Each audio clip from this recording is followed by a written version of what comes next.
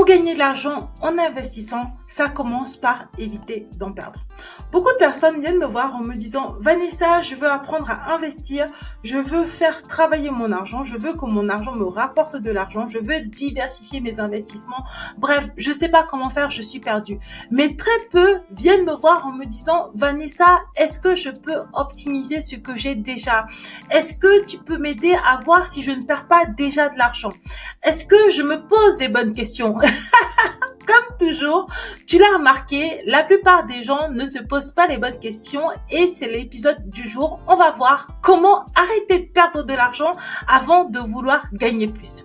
Bienvenue sur Vanessa Money Mindset, le podcast dans lequel on parle d'argent simplement et sans tabou. Si tu veux optimiser ton épargne, apprendre à bien épargner, bien gérer ton argent, bien gérer ton budget, investir et travailler ta relation avec l'argent, tu es au bon endroit, abonne-toi. Et si tu aimes cet épisode, laisse-moi un commentaire ou 5 étoiles si tu es sur une plateforme de podcast. Aujourd'hui, on va parler d'une situation qui est assez courante. Les gens perdent de l'argent alors qu'ils sont obsédés par mieux investir, gagner plus et ils ne réfléchissent pas à comment éviter d'en perdre en fait. Parce que en investissement, la règle numéro 1, c'est ne pas perdre d'argent. C'est pas doubler, tripler, quadrupler ou quoi que ce soit. La règle numéro 1 de l'investissement, c'est ne perds pas de l'argent. Alors, comment est-ce qu'on fait pour pouvoir savoir si les investissements que l'on a, la situation financière dans laquelle on est, n'est pas déficitaire, on n'est pas une passoire qui s'ignore, on n'est pas en train de perdre de l'argent? C'est déjà, premièrement, connaître et analyser, suivre, traquer, chercher les frais bancaires.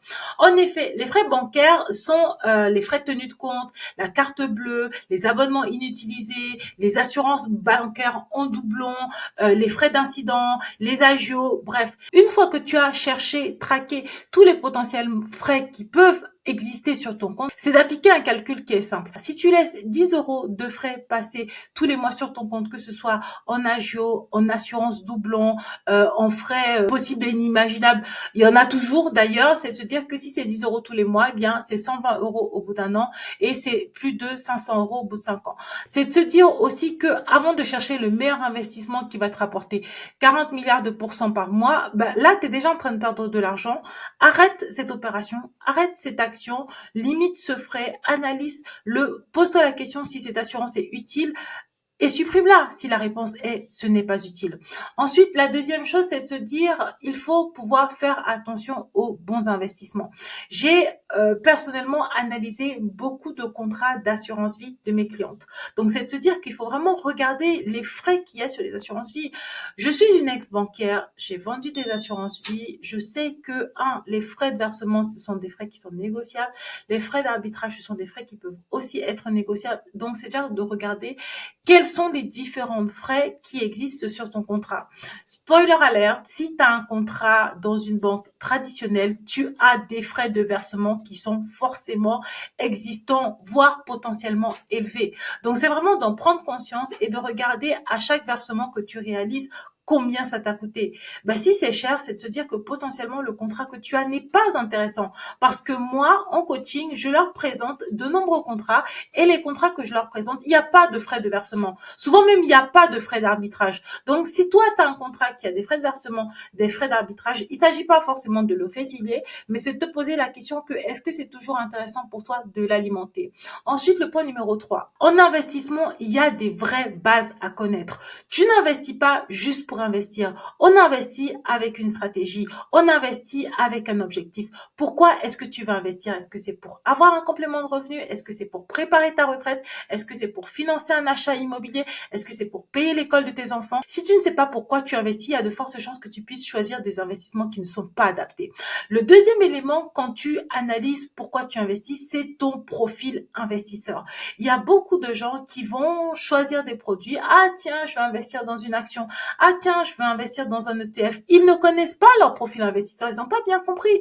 Résultat, quand les marchés financiers s'écroulent, ils avaient un profil investisseur prudent. Ils sont à 2 doigts de faire un arrêt cardiaque parce que ils n'ont pas le profil adapté aux produits qu'ils ont souscrits. Donc, c'est vraiment de se dire que quel est ton profil investisseur, quels sont les produits qui sont adaptés à ce profil investisseur et tu investis dedans en suivant une stratégie d'investissement qui est claire. Enfin, c'est comprendre le type de placement. Il y a les livrets qui sont principalement destinés à l'épargne de précaution ou l'épargne de sécurité ou les fonds d'urgence.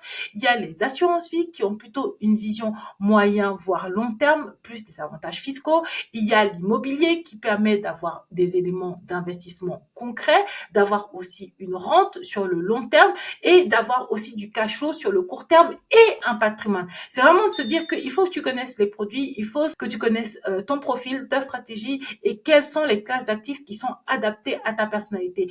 Il y a les ETF aussi qui sont des paniers d'actions qui suivent souvent un indice boursier. Il y a les cryptos, une classe d'actifs très volatile qui peut t'apporter de l'argent très rapidement mais qui peut aussi te faire perdre de l'argent très rapidement. Il y a une citation qui dit qu'investir ce n'est pas jouer au loto, c'est construire son avenir avec des briques solides et pas avec du vent. Eh bien c'est vrai, c'est vraiment tu construis comme une maison, brique après brique, élément après élément. Le but c'est d'avoir un portefeuille équilibré en fait. Il y a des portefeuilles boursiers, il y en a plusieurs, des portefeuilles qui te permettent de gagner de l'argent, que ce soit en inflation, que ce soit une situation de désinflation, même en situation vraiment économique très compliquée, il y a des portefeuilles qui sont suffisamment équilibrés pour que tu puisses avoir des investissements intéressants et des rendements intéressants, peu importe la situation économique. Mais c'est se dire que dans la bourse, tu as un portefeuille, mais au global, ta vie doit être un portefeuille, en fait. C'est-à-dire que tes investissements immobiliers,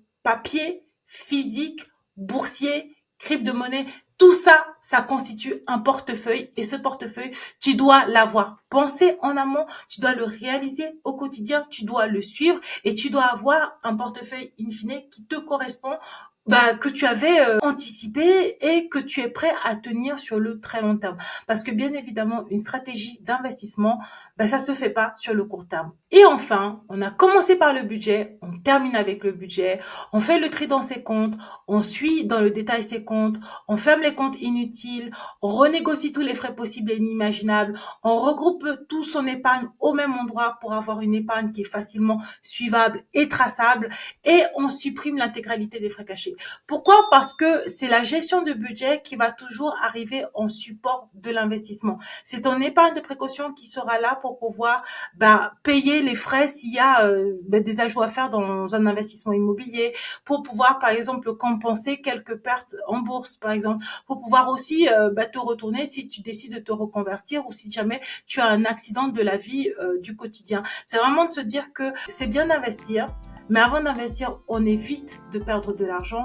Et à côté du fait qu'on évite de perdre de l'argent, on est toujours au taquet sur le suivi et la gestion budgétaire. Voilà, on arrive au terme de cet épisode. J'espère qu'il t'a plu. Si c'était des nouveautés, j'espère que tu as bien entendu. Si c'est un rappel, j'espère que tu vas appliquer cette fois-ci s'il y a des éléments que tu n'appliques pas. Si tu veux apprendre à investir, épargner, travailler la relation avec l'argent, je t'invite à télécharger le guide que j'ai écrit. Il est gratuit, il est disponible dans la bio. Si tu veux pouvoir avoir des informations sur l'actualité économique tous les matins, rejoins mon groupe WhatsApp, c'est gratuit. Je te dis à mardi prochain. Si tu as envie de discuter avec moi, c'est en commentaire. Bye bye!